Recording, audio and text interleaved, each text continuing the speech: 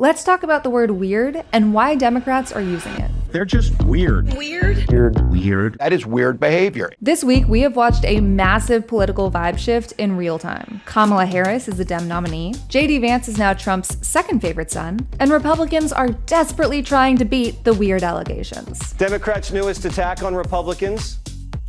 Weird. Oh, Trump's weird. JD Vance is weird. It's all weird, and everybody's on board with it. But I always thought being weird is kind of cool. But before you write those 5 letters in Ted Cruz's replies, it's important to remember what's behind the word. Because Democrats aren't just trying to spam a funny buzzword. The goal is to accurately point out how creepy and divorced from reality the conservative agenda actually is. No normal person wants to eliminate the Department of Education, or thinks the president should commit unlimited crime, or tries to inspect children before they play sports. Because all of that would be weird. What if we are weird? What's the big deal? This strategy has been in the works for a while, but it was potential VP candidate Tim Walz who brought it back last week. These are weird people on the other side. They want to take books away. They want to be in your exam room. That's what it comes down to. It's truly the perfect way to describe these people. I mean, if someone in real life told me a child doesn't deserve a free school lunch, my immediate reaction would be, what are you talking about?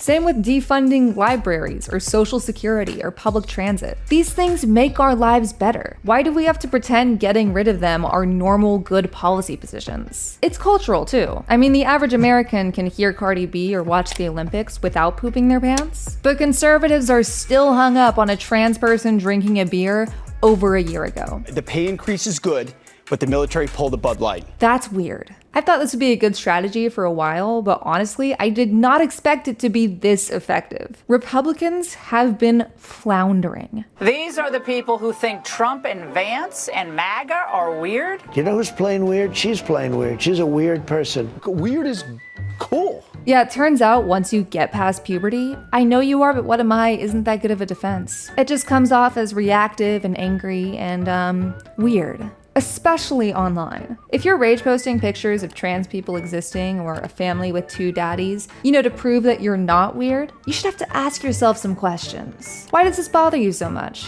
Why is it any of your business? And why do you have all of these pictures on your phone? That's fucking weird. And this strategy is so effective because you can apply it to pretty much any right-wing policy. Why do you want to stop women from crossing state lines? Why are you prowling around school libraries? And why should childless people have fewer rights? All of that is so, say it with me, weird. But it's not about the word, it's about the reason we're saying it. Weird isn't some magic silver bullet. The far-right agenda is. Their plans are scary, but also creepy. I don't want JD Vance knowing when I menstruate, constantly talking about genitals, having any opinion on skull size, burning books in the 21st century. All of that is weird. But you're not stuck with that one word. You can and should get creative. Comparing abortion to slavery? Weird. Attacking Black history textbooks? Creepy. Banning no-fault divorce? Freak shit. Cringe. Ick. Yikes, unnecessary. These are all words that can describe the Republican Party's ideas. And it's not going low or going high to simply state the truth. With the word weird, Democrats are finally standing up to Republican messaging in a realistic and effective way. They aren't giving credence to bigotry or trying to debate it in good faith. Instead, they're calling out the Republican agenda for what it is, at odds with the average American's life. Because surprise, surprise, despite what JD Vance might think, most Americans don't get their core values from 4chan.